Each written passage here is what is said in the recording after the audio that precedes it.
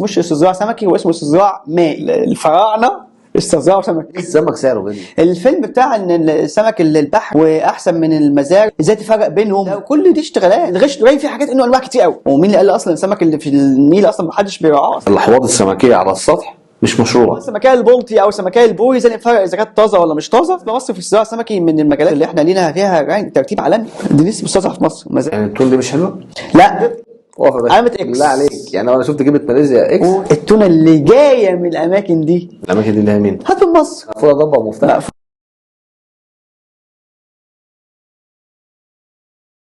السلام عليكم ورحمة الله وبركاته، كل سنة وانتم طيبين. رب يكونوا بخير، رب يكون 2023 سنة جميلة وحلوة، يكون الناس كلها سعت ان هي تبقى مبسوطة فيها وسعيدة وحققت احلامها ان شاء الله. النهارده في حلقة البودكاست من الحلقات اللي ان شاء الله تبقى يعني حاجة جديدة وبتتكلم في مسار انا عن نفسي يعني مستنيه من زمان. هنتكلم عن الزراعة، بس في زراعة الاسماك، الاستثمار في زراعة الاسماك، مع صاحبنا واخونا ودكتورنا العظيم الدكتور عبد الحكيم المر. ان شاء الله الحلقه النهارده تكون بتتكلم يعني في اهداف نحاول فيها نبسط لبعض يعني ايه استثمار في، يعني ايه زراعه سمك، يعني ايه اصلا استثمار في الانتاج الحيواني كزراعه الاسماك، ويكون بدايه جميله للناس ان هي تفهم منها مسارات كتير ان شاء الله رب العالمين. نرحب بدكتورنا عبد الحكيم. منور البودكاست بتاعنا الظريف. الله يخليك. دكتور عبد الحكيم دكتور كليه الطب بيطري جامعه الزقازيق ورئيس البحوث مديرية بحوث الاسماك. الاسماك يعني دكتور حكيم بقى يعني ما شاء الله. طبعا هو البايو بتاعه طويل قوي يا جماعه، بس هو يعني ربنا يكرمه قال ايه نصغره شويه، فهو بعد كده البايو بقى اللي عايز يعرفه طبعا هيلاقيه عنده على الصفحه يعني. دكتورنا، انا بصراحه اسمع عن زراعه البطاطس، زراعه الفول، زراعه يعني الفاكهه، المانجا، لكن موضوع زراعه الاسماك ده عامل لي جديد شويه وانا صغير والله العظيم بجد. يعني انا يعني ايه السمك يتزرع ونزرعه ليه واحنا عندنا اصلا بحر وعندنا نهر فعايزك تقول لنا كده قصه زراعه الاسماك. تمام. هو خلينا الاول اقول لحضرتك ان السمك المكان الطبيعي اللي بيعيش فيه في الميه. صحيح. تمام. بس التركيز بتاعه قد ايه؟ كام سمكيه في الميه؟ ما الفكره كلها ان احنا عملنا تكثيف للسمك. الفكره كلها ان احنا السمك في الطبيعي السمكيه بتعيش في الترعه في متر مربع بتاعها لوحدها. يعني ربنا مدي كل سمكه مثلا، لا ده مثلا متر مربع. لكن لما نيجي احنا عندنا في مزرعه سمكيه بنحط 10 و20 و50 سمكيه في المتر. عشان كده كان سميناها ايه؟ استزراع. احنا زرعنا، وبعدين بقى اللي هي عايشه في الميه بتاخد من الناتشورال فود، الاكل الطبيعي اللي في الميه، الطحالب اللي في الميه، الحشرات اللي في الميه، اي حاجه في الميه تاكلها. لكن انا لما بتيجي عندي في المزرعه انا بقى اللي بحط لها الاكل بتاعها بقى، الارتفيشال فود اللي هو العليقه الصناعيه، العلف بتاعنا، البيلتس، العلف ده هو انا باكله لها بقى. فانا خليت السمك مش في حالته الطبيعيه بقى، السمك اندر كنترولد كونديشن، تحت التحكمات بتاعتنا. بقيت متحكم في النمو بتاعه والكثافه والتغذيه والامراض، وهيطلع كذا وابيع امتى واسيب امتى. يعني بيتزرع زيه زي اي شجره. فبقيت ساعتك بالظبط من هنا طلع المصطلح بتاع الاستزراع الايه؟ الاستزراع السمكي. وصحح لبعض ما اسموش استزراع سمكي، هو اسمه استزراع مائي. لان في ناس شغاله عندها مزارع جمبري، والجمبري مش سمك، جمبري قشريات. طبعا الجمبري قشريات. انا احتمال اعمل مزرعه ده معاك. بالمناسبه الجمبري نوعين، عذب ومالح، والاثنين كانوا شغالين، بس مصر اللي شغال فيها اكتر حاليا يعني، او الاكثر انتشارا فيها الجمبري بتاع المياه المالحه. احنا هنعيش وعايزين نعرف الدنيا دي قصتها، بس تاريخها بدا امتى في مصر او في الوطن العربي يعني؟ انا عايز اصدمك صدمه عمرك ان احنا عندنا على المعابد بتاعت الفراعنه في احواض، في صور للاسماك مش في النيل، في احواض. يعني الفراعنه استزرعوا سمك. والله والله الفراعنه ده ما فيهاش كلام خالص. الفراعنه عندهم صور على المعابد السمك جوه، مش واحد بيصطاد بحربه او بسناره او بشبكه سمك من النيل، لا ده عنده مكان زي حوض وحاطط فيه سمك وبياكل السمك. بالمناسبه كان ده مثبت يعني، فاشوف الناس بتستزرع من ايام الفراعنه يعني. طب احنا في مصر هنا في العصر الحديث يعني استخدمناها امتى؟ ده لا، احنا مستمرين بقى، احنا جبنا من اول الفراعنه لحد دلوقتي. بس بالمناسبه مصر في الزراعه السمكي من المجالات اللي في مصر اللي احنا لينا فيها ترتيب عالمي. يعني مصر رقم 6 ل 9، ده بنتحرك من 6 ل 9 في العالم في الانتاج السمكي. مصر رقم 2 أو 3 في الإنتاج، يعني أحيانا نبقى 2 وأحيانا نبقى 3 في الإنتاج البلطي في العالم كله. وبعد مين؟ ده بعد الصين واندونيسيا. يعني انت داخل بعد ما فيش حد هيقف في وش الصين امكانيات جباره. فاحنا داخلين احنا واقفين فين؟ احنا 6-9 في العالم، دي رقم كبير جدا. مصر بتنتج 2 مليون طن، 2 مليون طن اسماك. لما تيجي تقسم ال 2 مليون طن على 100 مليون مواطن تقريبا هيطلع لك انت عليك مثلا 20 كيلو سمك فين؟ في السنه. بالمناسبه المعدل بتاع الاتحاد الاوروبي بيلعب في الحته دي، بيلعب من 20 يعني هو بيوصي من 20 ل 23 كيلو. فاحنا بالسمك يعني احنا كويسين في السمك. كويس والله. طب لو احنا بنزرع السمك، ليه احنا بنزرع السمك؟ ما احنا عندنا بحر وعندنا نهر. ممتاز. لان سعادتك خلينا ناخدها عكسي. السمك اللي في السوق ده معظمه جاي منين؟ 80% من السمك اللي عند راجل المحل بتاع الاسماك ده 80% منه من اسماك المزارع. 80%. بس حضرتك لو مش عندك بقى مزارع، انتاج البحر، انتاج النيل، ايوه، بيديني 20% بس. يعني احنا ما عندناش مزارع، كان هيحصل لنا مش هيبقى عندك طبعا، هيبقى عندك عجز في 80% من انتاجك. والله. ايوه، ده الناس بتقول لك بلاش تشيل السمك، ده سمك مزارع. ده بقى ما احنا لسه بقى أيوة. انا هنشيل شويه موروثات قديمه مع بعض اللي كان لازم تتشال من سنين. يعني محو خرافات. خرافات، ده خرافات وشائعات اللي هي فعلا زي ما الكتاب بيقول. الفيلم بتاع ان السمك البحري واحسن من المزارع وازاي تفرق بينهم وتخش المطعم ازاي تعرف ده من ده، وكل دي اشتغالات، والله كلها اشتغالات. 99% من المطاعم لو هيدي سعادتك بوري او هيديك بلطي فهو 99% مزارع. بالمناسبه الاكثر اهميه ان احنا نقول للناس اللي بيسمعونا ان هنا وانا بقول له 99% مزارع، انا بقول له 99% هو انه حلو. يعني مزارع يعني حلو، مزارع يعني في دكتور بيطري بيروح المزرعه، مزارع يعني السمك ده واكل علف موزون بالسنتي في البروتين والكربوهيدرات والكالوريز والدهن والفيتامينات والمعادن. يعني انا بقول له مزارع، بقول له دي حاجه حلوه. يعني المفروض العكس اللي يحصل، المفروض صاحب المطعم هو اللي يقول بقى للدكتور عمرو، دكتور عمرو السمك ده سمك مزارع، مش يقول له دكتور عمرو يا جايب السمك ده سمك بحري. يعني هي الكلمه التسويقيه اللي الناس بتستخدمها غلط. المفروض اعكسها، انا المفروض اقول لك سمك مزارع، وبترسخ ان في دكتور في المزرعه ومهندس زراعي في المزرعه وفي واحد جايب زريعه كويسه معلش انا ممكن اقول لك، ما هو ممكن يكون بيزرع السمك وما بياخدش رعايه طبيه، بيطلع السمك عيان. يعني ما هو سعادتك ما ايا كان، حتى لو واخد رعايه صحيه صغيره 5%، ومين اللي قال اصلا السمك اللي في النيل اصلا ما حدش بيرعاه اصلا 0% رعايه بيطريه. هي بس ربنا ماشيها يعني. ماشي خلاص، ما هو مش قصدي والله، ربنا ماشيها في الناحيتين. انا صح عندك حق. بس انا قصدي ان الناس متخيله دايما، يعني احنا ممكن نكون عدينا، بس هي بقى احنا بنتكلم عادي يعني ان طعم السمك فعلا طالع من البحر، ويقول لك ده انا اصطاد من البحر وكل على المركب على طول. لا، في فرق بين كلمه ان الحاجه تبقى طازه ومش طازه. ده اتجاه، دي حاجه تانية. حاجه طازه ومش طازه، دي حاجه تانية طبعا. لا طازه دي هطلعه امتى؟ يعني هو لو طلع من المزرعه، يعني باشا لو ساعتك النهارده الراجل بتاع المركب ماشي في النيل وجاب لك كيلو سمك بيلعب، وساعتك جبت المزرعه كيلو سمك بيلعب، اتحداك لو عرفت الفرق. بالمناسبه انا نفسي انا راجل، انا معايا دكتوراه من 2009 يعني ماجستير 2007، دكتوراه يعني سافرت كندا سنه، وبعد كده 2011 خدت يعني. طب معلش قول لنا البايو ده بسرعه. انت حضرتك انا تعينت معيد 2004، معيد في قسم امراض. قلت كلام صادم، قلت فراعنه وطول احسن عشان الناس تعرف ان الريفرنس قوي. لا والله ما تقلقوش، ده كلام مظبوط 100%. انا معيد في كليه البيطري جامعه الزقازيق في قسم امراض ورعايه الاسماك 2004. سجلت ماجستير 2004، خدته 2007، وبعدين سافرت سنه بين الماجستير والدكتوراه كندا في معهد في جامعه جولف في اونتاريو، وخدنا الدكتوراه في 2011، وبعدين خدت استاذ مساعد في 2005، وبعدين استاذ في 2021 ما شاء الله. ومسكت الوحده السمكيه بقى في التوقيت ده من 2016، ماسك الوحده السمكيه بتاعت الكليه يعني. فلا ما تقلقوش والله، اي حاجه في السمك مش هعك في السمك يعني. طب دلوقتي يعني انت بتقول ان المزارع السمكيه لو طلعت، انت تقول اصطاد سمكه من البحر وسمكه من المزارع، انا نفسي مش هعرف اميز لك بينهم بالاستحاله. وكلمه طازه دي بالمناسبه لو انا يعني انا عشان ما ببالغش قوي، انا ممكن اميزها بحاجات صغيره، ولو عايز اقولها للناس اقولها للناس، بس مش هتفيدهم.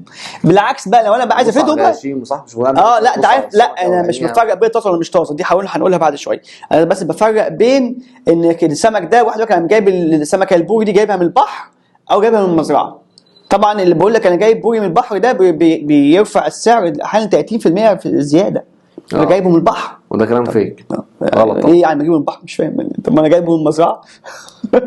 المزرعه هتعرف ازاي بقى؟ يعني الناس بتقول لك، او معظم الصيادين لو في حد بيصطاد من المزرعه ومش محترف ممكن تلاقي ان في شويه رمل، او يعني زي شويه طين خفيف كده في الزعانف. تمام. فده يقول لك يا عم ده شوف، هو اثناء الصيد الرمله دخلت في الزعانف في الصيد بتاع المزرعه، لكن اللي بيجيب من النيل ممكن ما تلاقيش عنده الايه التركايه دي. برضه بتلاقي نسبه الدهن الداخلي اقل في الاسماك بتاعت البحر، لان هي بتمشي كتير والاكل قليل. فهي كانها عامله دايت يعني. طب لو هي في بحر في غذاء، يعني في اكل ليها كتير، ممكن برضه تطلع لا برضه احيانا برضه غالبا بتلاقيها مأقلمه نفسها ان هي مش بتلاقي فيها نسبه دهن عاليه يعني. طبعا ده في حاجه بيسموها فاريانس، في اختلافات بين السمك اصلا في موضوع الدهن. يعني مثلا في اسماك زي اسماك التعابين، اسماك الحنشان دي السمكه اصلا كلها نوع سمكه اصلا كله عباره عن كوندنسد فات، هي عباره عن يعني انت شفت صح. بالمناسبه مثلا على موضوع اسماك التعابين دي، اسماك التعابين دي غاليه جدا في مصر. هنا الحنشان غاليه جدا في مصر، واضرب اسعارها في 10 في اليابان. يعني اليابان كيلو سمك الحنشان في اليابان بيوصل ل $500. $500 بيعملوا لك هناك على ستيكس وبيشوها. $500 يعني؟ ده موروث ثقافي. الكالتشر يعني ممكن تلاقي ناس بتحب السلمون واحنا ما نحبهوش، ناس بتحب البلطي. يعني بلطي سؤال بره، هو مصر ما فيش سمك بوري وبلطي في مصر؟ لا طبعا. انا اكلت بلطي في كندا، ما فيش مشكله. في اوروبا بيزرعوه بالمناسبه برضه، ولا موجود في الميه ولا لا في بلاد زي الصين زي اندونيسيا زي ما حضرتك ده اصلا ان هم بيصدروا البلطي للدول العالم يعني. هي برضه الاستزراع بتاع البلطي والبوري من السمك، والمبروك من الاسماك اللي بتحب الجو الحار شويه. فده ما هتلاقيها في الاماكن بتاعتنا احنا هنا. لكن لما في 6 شهور شتاء في اوروبا هو مش هيستحملهم. البلطي عند درجه حراره 12 ل 8 بيسافر يعني. الناس ما تتوهش معانا، احنا صدمنا كام صدمه، فخلينا نكمل صدمات. لسه هكمل لك والله كتير. طيب خلاص، يبقى يعني المزرعه نقدر مبدئيا كده رقم واحد كده من النهارده، اي حد يسمع كلمه يقول له سمك بحري ده سمك مزارع، اقول له 1000000% خد سمك المزارع. خد سمك المزارع. حتى لو الاثنين طالعين بنفس الظروف. نفس الظروف خد سمك المزارع. طب خد بقى اكمل لك الصدمات. الناس بتقول لك يا عم ناكل سمك بحري عشان البحري ما فيش فيه مزارع. يا عم احنا هنروح اسكندريه لا لسه ناكل السمك يا عم، لسه داخل معاك في الموضوع اللي حضرتك ما تعرفوش. الناس بتقول خد سمك بحري، انا هاكل لك. انا بص عشان ما حدش يضحك عليا ويديني بوري ويقول ان هو من البحر وهو في الحقيقه من المزرعه. انا هاكل سمك دنيس مستزرع في مصر، مزارع اسمها مزارع دنيس، مزارع العروس، مزارع اللوت. ده اغلى سمك قديم. ايوه موجود. المزارع دنيس ماليه كينج مريوط ومثلث الديبه، مزارع المياه البحريه. دنيس والعروس كله مستزرع، ولوت. حتى الوقار يا راجل، الوقار في ناس بتجيبه صغير وبتربيه في المزرعه وبتاكله. يعني انسى بقى، يعني شيل من دماغك الموضوع بتاع ايه، بتاع ان المزارع، ان البحر مميز عن المزارع دي عاديه خالص. يعني ساعتك شوف بقى سمكيه طازه مش طازه، الحجم مناسب، السعر مناسب، فكر في حاجات تانية بقى. طيب. لكن ما تشغلش دماغك بقى بايه، بان الراجل بيحلف لك ان هو لسه جايبها من 5 دقايق من على المركب او انه جايبها امبارح من المزرعه. مش دي جزئيه ما تركزش فيها. ده صدمه كبيره والله. لا ولا يهمك. طب احنا عايزين نزرع سمك، حلو قوي. نعمل ايه بقى؟ انا بتكلم على البرايفت سيكتور طبعا، قطاع الخاص. خلينا بقى نتكلم بقى، خلينا في البيزنس، نتكلم بيزنس بقى. السمك كده كقاعده عامه احنا اللي بنروح له مش هو اللي بيجي لنا في الاستزراع. تمام. يعني اللي عايز يدفع فلوس بيزنس سمك هو اللي بيروح للمكان، هو اللي بيروح للميه، مش الميه اللي بتجيلنا. يبقى مبدئيا كده كل اللي هتشوفه سعادتك على السوشيال ميديا والانستجرام والتيك توك لواحد جايب برميل فوق السطح وحاطط فيه هوايتين، لا ده لسه السطح ده انت جاي تدمرني. لا ده انا بالمناسبه الموضوع ده يعني كوميدي. انا لقيت واحد زميلي كلمني في الكويت، انا نازل نازل ليه في كذا. قال لي اصل انا خلاص انا عرفت مستقبلي. اقسم بالله أنا هزرع اقسم بالله اقسم بالله انا الحمد لله بقيت 3 سنين في الكويت وجمعت شويه فلوس حلوين وهنزل مصر بقى اعمل لي 5 بطاريات سي 180 واستزرع سمك. والبطاريه بتكسب في الشهر 3000 جنيه في 5 بطاريات 15000 جنيه. كان من 5 6 سنين يعني. ف 15000 جنيه في الشهر كفايه عليا انا بطاريات ايه؟ فقال لي ما انت ما تعرفهاش. قلت له ما اعرفش ايه ده شغلي. انت بتكلمني لما انا ما اعرفهاش ده مصيبه. ما دي تبقى لما انا ما اعرفهاش يبقى هي مش موجوده يبقى مش حقيقيه. فراح مديني اللينك بقى بتاع الشخص بقى. فدخلت بقى على الصفحه. مش ممكن كميه المصريين اللي داخلين معاه وحصل نصب باسم كلمه البطاريات اللي فوق السطح دي. يا فندم ده بيبيعوا ساعات خزان فاكرين خزان الميه. وانا بجهز الحلقه مع حضرتك انا اكتر كلمه شفتها اللي هي مزارع ايوه فوق السطح. وقلت بقى انت هتقول لنا نعملها ازاي وانا نعملها ازاي انا وريم وجبر ونعمل لنا كام كيلو. طب عشان بس اريح حضرتك وكل اللي بيسمعونا. انت اصلا عارف فتره الحياه بتاعت السمك قد ايه؟ اصل بحب السمك جدا. ما انا هقول لحضرتك والله ما هقول لحضرتك اهو. انت متخيل مبدئيا خالص واحده كده. انت عارف كلمه ده يعني الفرخه بتعيش كام يوم عم ناكلها؟ 40 يوم. تمام. من البيضه للفرخه يعني. من البقر مثلا سنتين تقريبا يعني يزيد شويه بتاع لكن من سنتين ونص. السمك قد ايه بقى يعني فتره حياه السمك قد ايه؟ دي والله سؤال مهم قوي يعني. ايوه عشان تعرف. ما انت لما تيجي تحسب مع شويه مكسبي ممكن اقول لك انت هتكسب 100000 جنيه بس ما تقسمهم على فتره حياه السمك انت نفسك ما بتكسبش حاجه. تقول لنا حياه السمك سنه. السمكه البلطي عشان ممكن تقعد سنه عشان تطلع 300 400 جرام. ممكن تقعد سنه. فانت متخيل انك هتسيب السمك فوق السطح في البطاريه سي 180 سنه. دي مسخره. يعني الناس اللي بتعمل على السطح دي كلها سمكها يا باشا. السمك دي الناس دي كلها ده محل من الاثنين. لا بتخسر لا بتاخدها هوايه.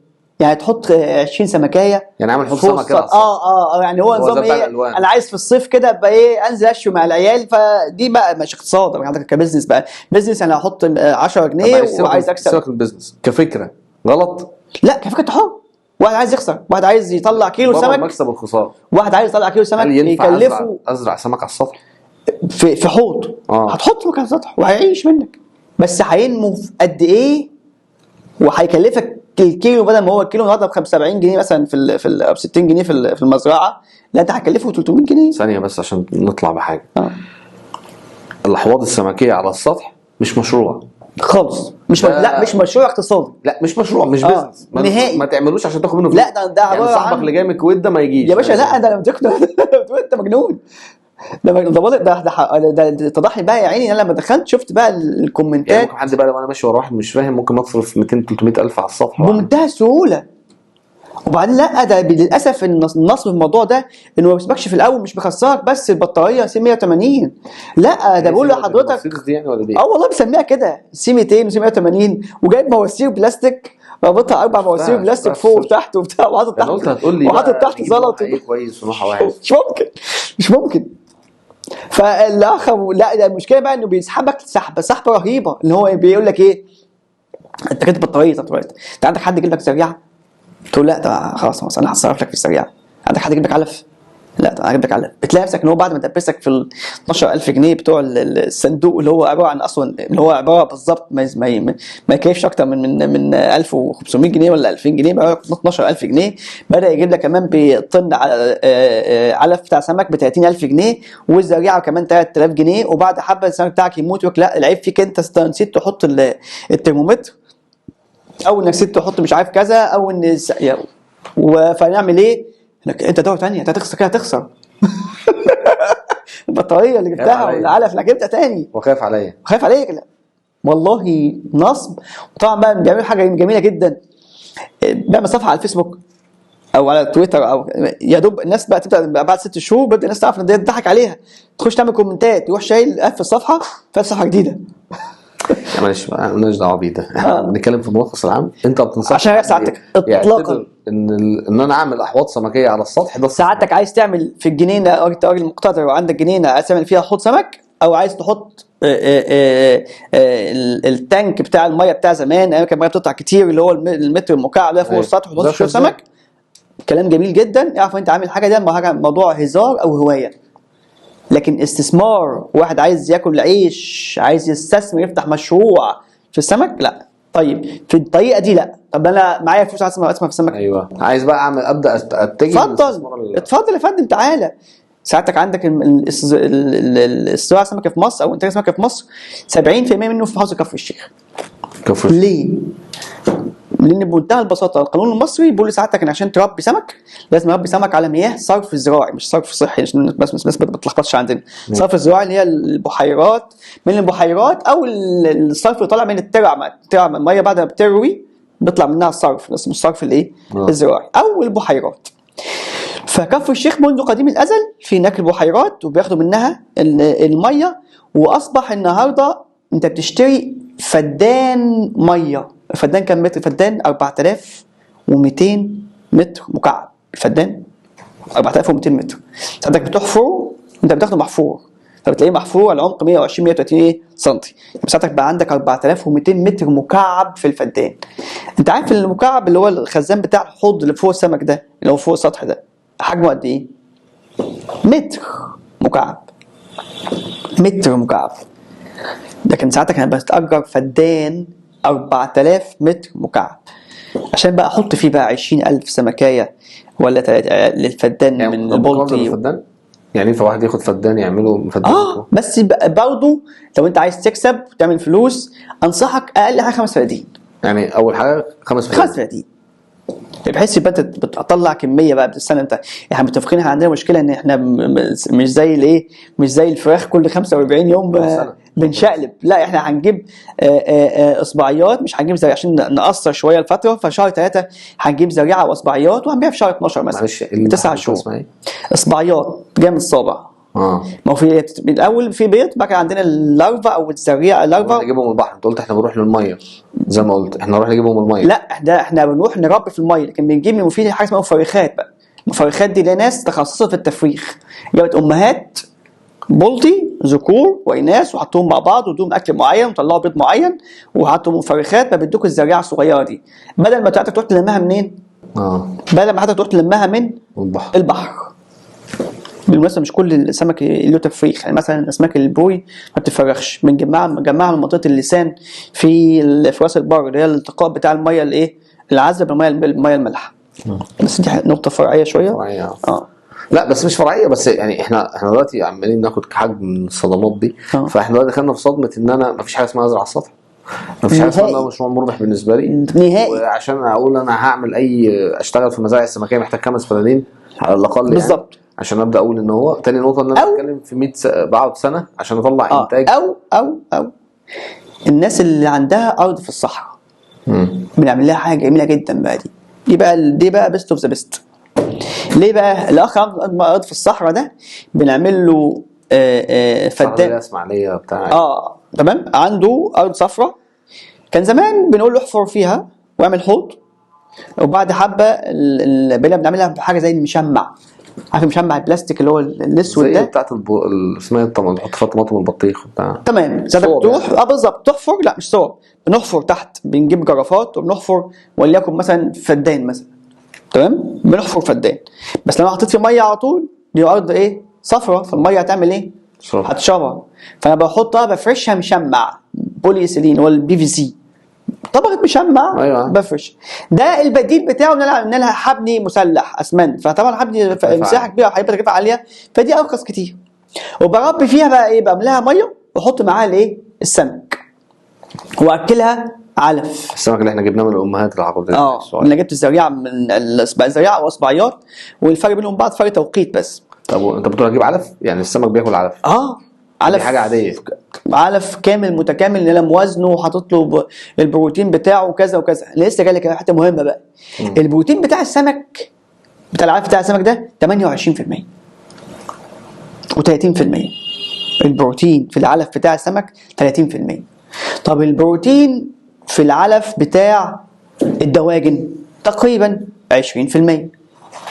والبروتين في العلف بتاع اللارج 16%. ايه علاقه اللي انا بتكلم في ده؟ انا هديك معلومتين سريعا.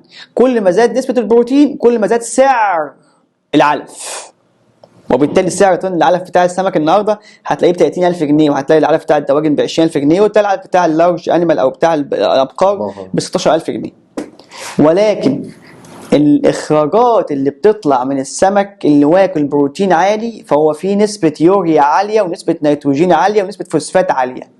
فانا هعمل ايه؟ انا هربي السمك وهاخد الميه بتاعه السمك بتاعه الحوض دي ازرع بيها المنطقه المحيطه بيا، وانا كده عملت تسميد غير مباشر للميه. تزرع برسيم.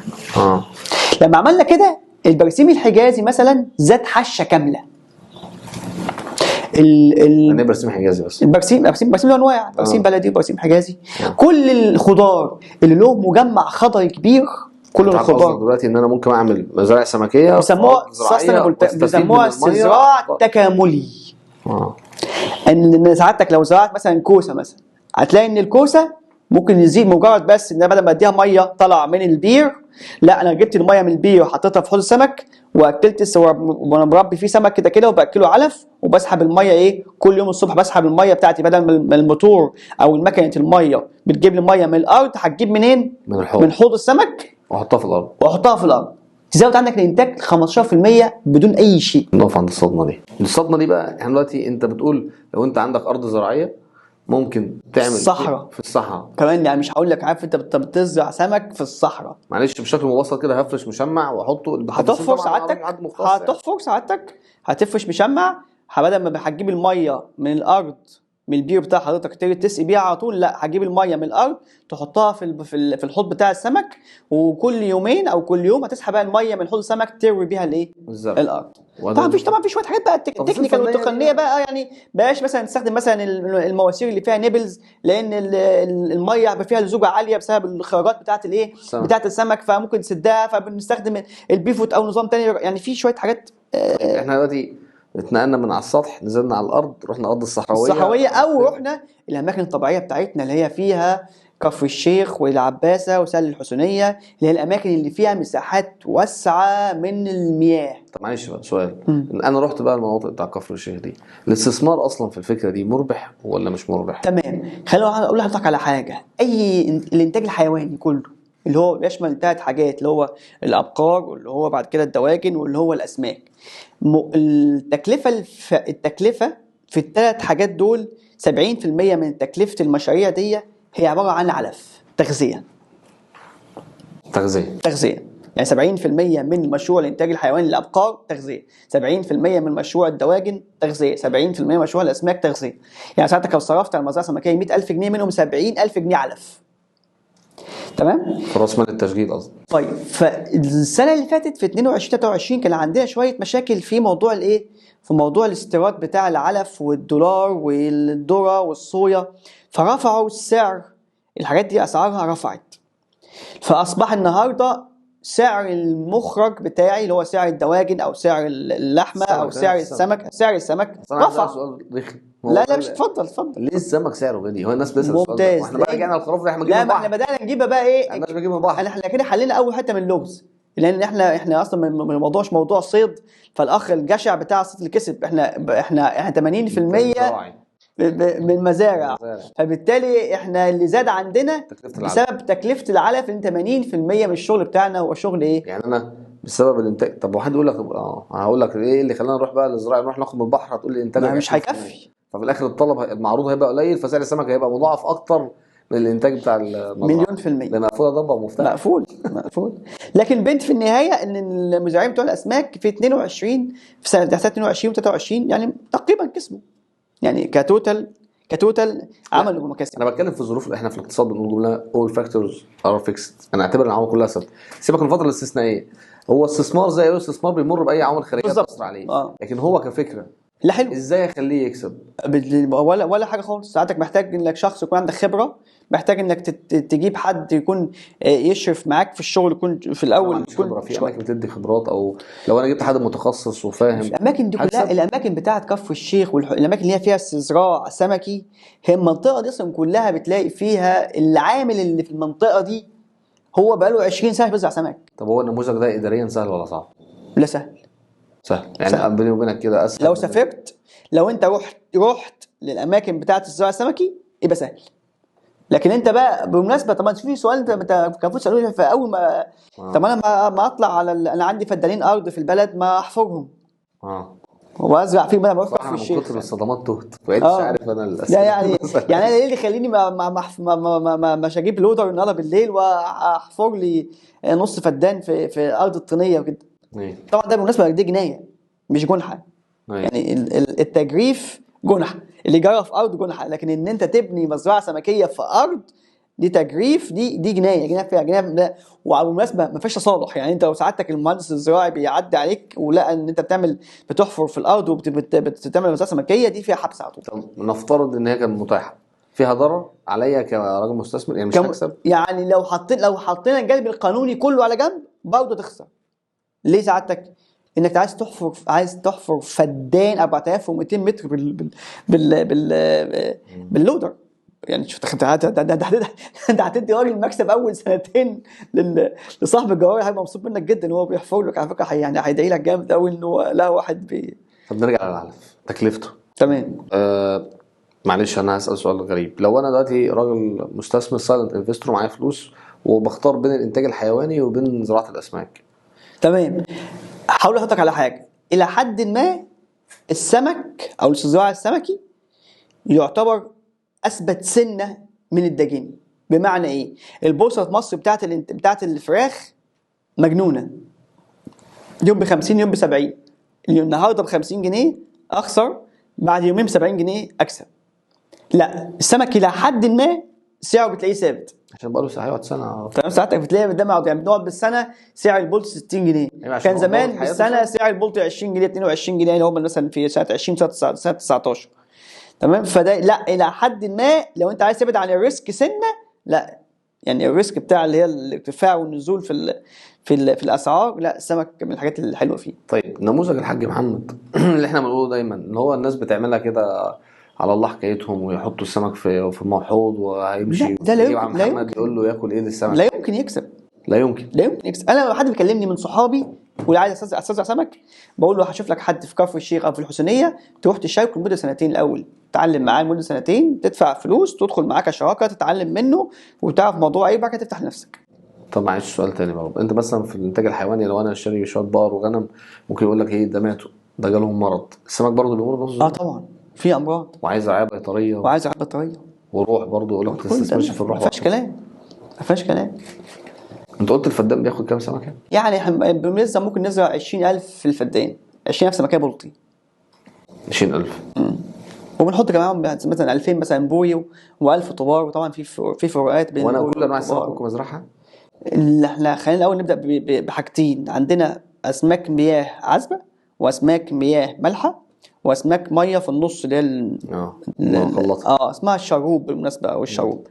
فالشروب دي زي ما قلت اللسان بتاعت اللي هي بين الاثنين كده، اللي هي طبعا تقسيمه بس علميه، يعني اقل من النص في ال1000 ومن النص 25 في ال1000 و25 اكتر من 25 او 30 في ال1000. يعني الاسماك العذبه في مصر هنا بنستخدم منها المبروك والبلطي والقراميط، وطبعا دي كاسماك مياه عذبه. سؤال الجمبري ينفع اعمل لي على السطح؟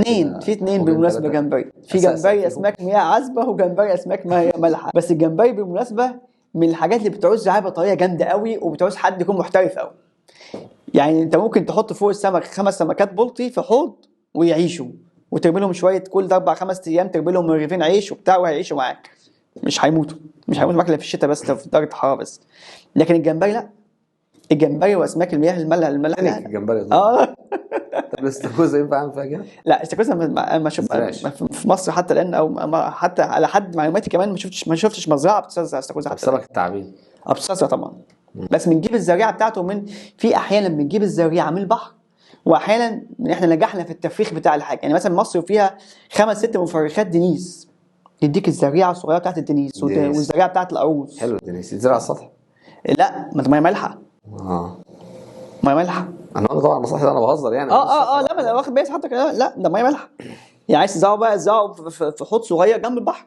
كينج ماريوت فيها مزارع دينيس كتير قوي، وثلاث الديبه اللي هو في حته جنب دمياط. يعني ايه بحر؟ انت مش قلت حضرتك هناخد يعني؟ لا في بحر وفي نيل. في نيل. والدنيس ده مش موجود غير في البحر؟ لا الدنيس ده بحر بس. وعشان يزرعوا فين؟ في ميه بحر. طب انا كلام عن البحر، اه هل في سمك موجود في البحر الابيض المتوسط وسمك موجود في البحر الاحمر؟ اه طبعا. بس دي بتبقى مش هي دي. مش احنا برضه عايزين بس نفرق بين حاجتين.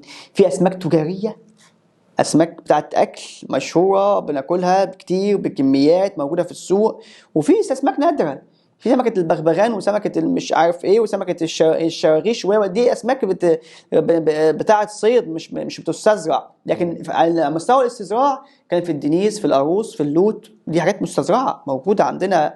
مزارع يعني ممكن اخد حضرتك، انت عايز كام؟ عايز 2 طن دنيس؟ بكلم واحد صاحبي عنده مزرعه، يا باشا حضرتك الدكتور عمرو عايز 2 طن دنيس. يعني كل سمك الدنيسي في المحلات ده 90% منه مزارع. مزارع. والقاروص زي ما قلنا انساف، ده حاجة يعني كويسة. يعني 90% منه حلو. أيوة أيوة. تمام سعادتك؟ لانه بالمناسبه برضه في ميه بحر، يعني هو مش هيربيه في ميه عذبه، هو بيجيب فلوتنج كيج او قفاص عايمه او مزرعه سمكيه. يعني خلاص احنا بالنسبه للاستثمار انت شايف ان هو اكثر امانا من نوع انواع التانية في الاستثمار؟ انا شايف ان هو اقصى امان من شايف الدواجن. ان انت عايز تخش شارك ناس فاهمه وعندها خبره وبعد بالظبط، كده في الاماكن بتاعته. في لان الأماكن هم هناك اصلا كده بتلاقي ان العامل اللي قاعد على القهوه هو بيشغل فيها دايرتها مقفوله يعني. بالظبط. كل اللي تفكر فيه هتلاقيه بينك وبينه كيلو.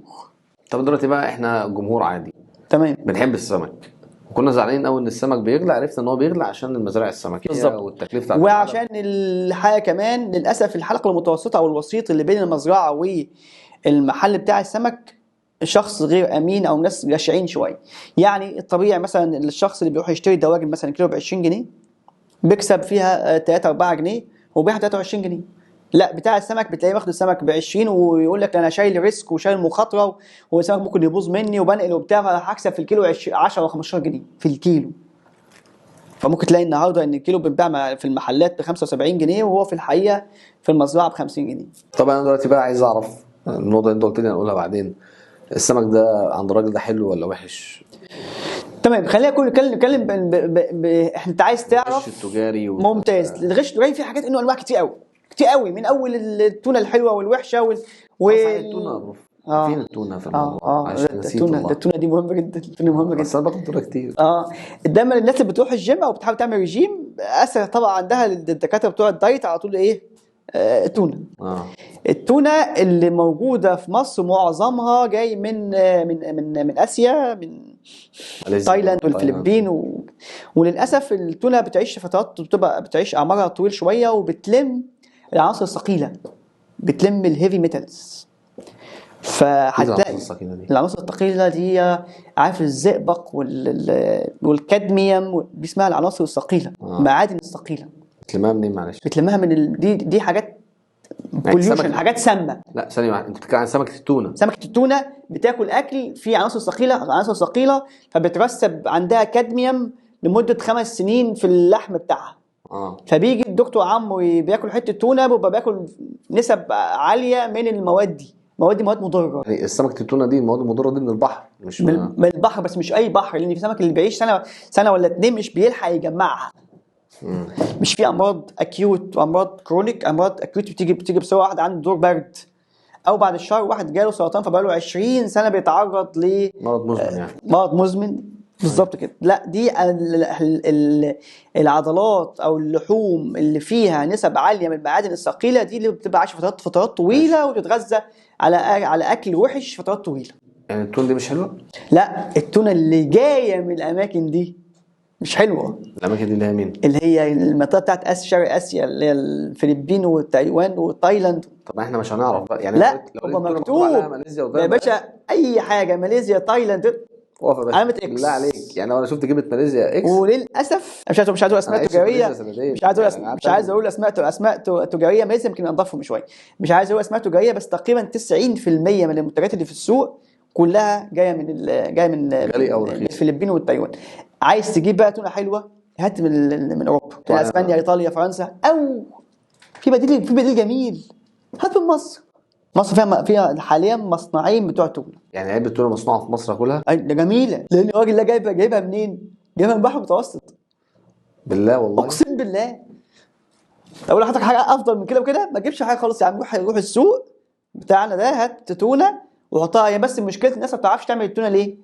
لان الناس بتسويها على طول قبل ما تحطها في محلول نقع، فبتفضل فيها الزفاره بتاعتها واللون الاحمر بتاعها. لكن لو انت جبت تونه من السوق ورحت البيت هتطبخ في محلول نقع فيه ملح وليمون وخل وشويه بهارات وسبته فيها، بتنزل كل الزفاره اللي فيها واللون الاحمر، وبعد كده بتسويها. انا عايز اعمل تونه في البيت، اعملها ازاي؟ بعمل لحضرتك اهو والله. اروح اجيب سمك تونه من سمك تونه حضرتك بالمناسبه، سمك تونه موجود يعني، سمك التونه وهو انواع كتير، وفي ناس بتحط سمكه البلاميطه اللي هي السيلفر دي او الفضيه معاهم من ضمن انواع اسماك التونه.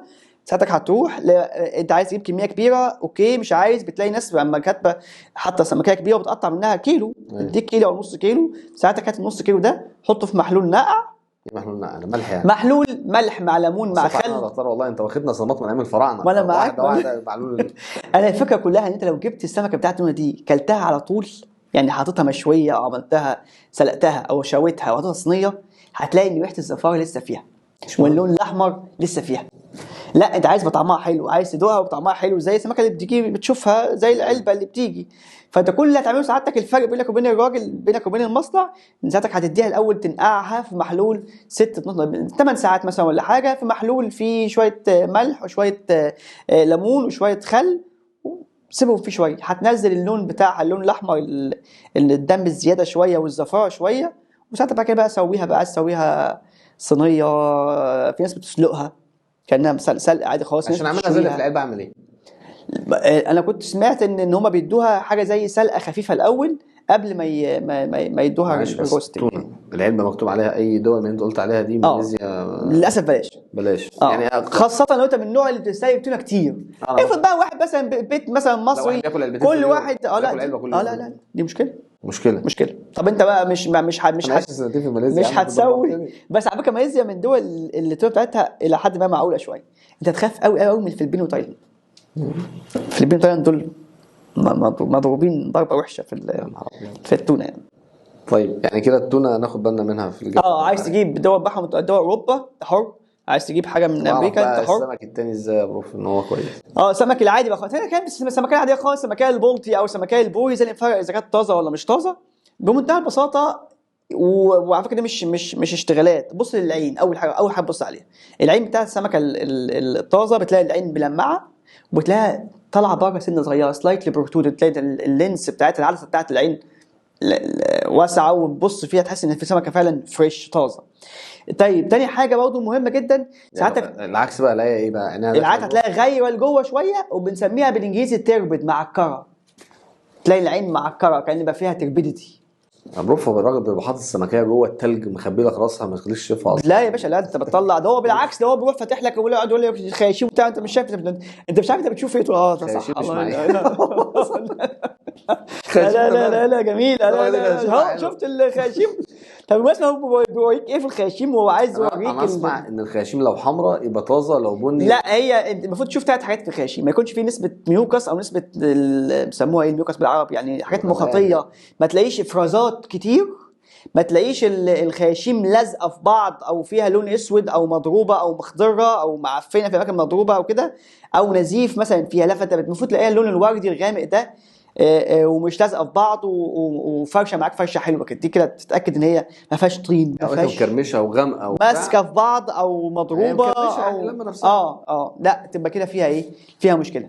برضه مهم جدا تعرف ان اللحم بتاع السمك المفروض لو ساعتك جيت النهارده حطيت ايدك في عجينه، ايه اللي بيحصل؟ بتسيب ايه؟ علامه. بتسيب علامه. لا المفروض ما يحصلش. ساعتك عندك عضله هنا لو ساعتك عملت كده عندك عضله، هتسيب علامه؟ لا. المفروض العضله بتاعت الايه؟ السمك. بتاعت السمك تعمل معاك كده نوت بيت اندر فينجر، ما بتعملش مكان ضغط. ضغط يا دوب شيل السمكه دي بايته تمام. فيما عدا بعض اسماك البحر الاحمر دي بحطها بقى مش عايزين بقى مشاها كله خليها احمر بقى ابيض، انا مشاها كله ادوس، لكن دوس تتاكد ان السمكيه دي. طيب في حاجه بقى ممكن نقفل بيها اعجازيه جميله قوي في القران الكريم، ان كلمه لحما طريا دي. طب لحما طريا في سمك البلطي الصغير ماشي، لكن تخيل ان سمكه القرش لحما طريا وسمكه الحوت لحما طريا برضه.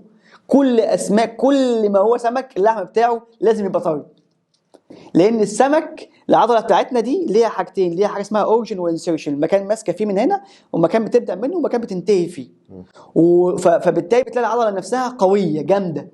العضل السمك ما عندوش كده، السمك عنده كتله عضليه ماسكوليتش، فان شاء الله يا رب تجيب قرش. يعني انا في قرش بيتباع في ابو قير وفي اسكندريه كتير. مش بالزرع برضه؟ لا بنصطاد، بنجيبه من بره بنصطاده وبيتباع، يعني الناس بيسلخوه وبيبيعوه. طعمه مش حلو يعني، كطعمه مش حلو، بس بالطعم هو اللحم بتاعه برضه طري، على الرغم ان هو سمكه عنيفه بس برضه طري. فدي يعني من ضمن معلش بقى، بما انك اتكلمت على الايه القرانيه، كبد الحوت انا اسمع ان هو من اكلات الجنه. هو كبد الحوت جميل، في نسب عاليه من الزيت، والزيت بتاعه فيه نسب عاليه من الاوميجا 3 ومن الحاجات المفيده. لان في اصلا عندنا نوعين من الدهون، في حاجه اسمها فات سولابل فيتامينز، يعني في دهون، في فيتامينات تذوب في الدهون، هي طبيعتها كده.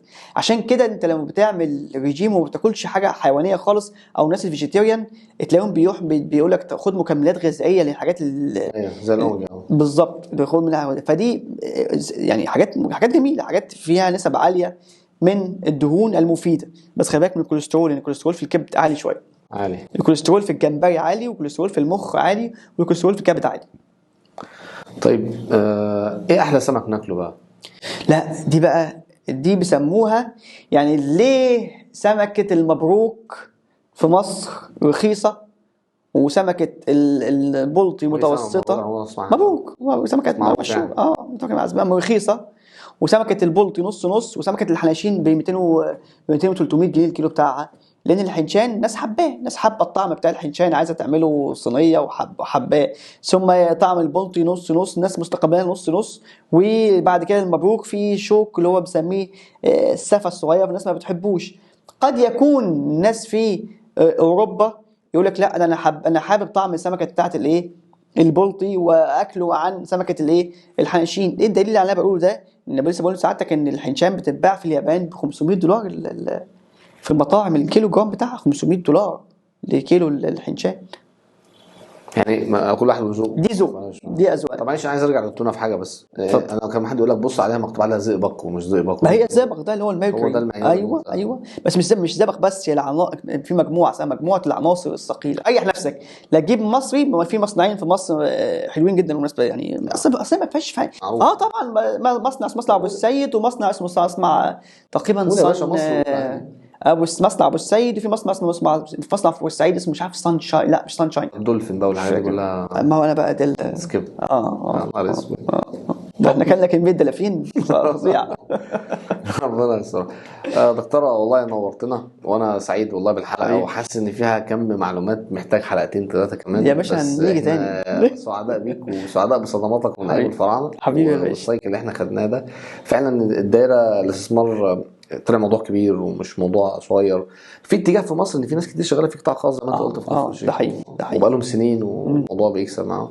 فنرجع تاني لان الاداره برضو مهمه وان التسويق مهم طبعا. انا بس الحاجه اللي مستغرب لها، مش عارف يمكن انا بس اللي كده، بس وعي الناس بالموضوع ده قليل جدا. انتوا برضه مقصرين برضه. مصريين يا باشا، انا بادين معاك اهو. فعلا ايه ده يعني، احنا حجم من كميه خرافات في المجال ده. على فكره انا والله ما جيت عملت تحضير الحلقه، انا لقيت كل اللي انت بتقول عليه خرافات هو ده الكونتنت بتاع ايوه انت بتلاقي يا باشا في اكتر من 20 فيديو على اليوتيوب ازاي تفرق بين السمك البحري والسمك المزارع. والله وعندك بيهم مشاهدات فظيعه. والسطح ده انا وجابر كنا نطلع على السطح ونعمل لنا عوضين. والله ايه اللي حصل. والله سعداء بيك يا بروف، وحلقه جميله وظريفه ومن اسعد الحاجات عندنا في مظله، وان شاء الله دايما تبقى معانا على طول. ان شاء الله. شرفتنا، كل سنه وانتم طيبين، ونشوفكم دايما بخير في بودكاست.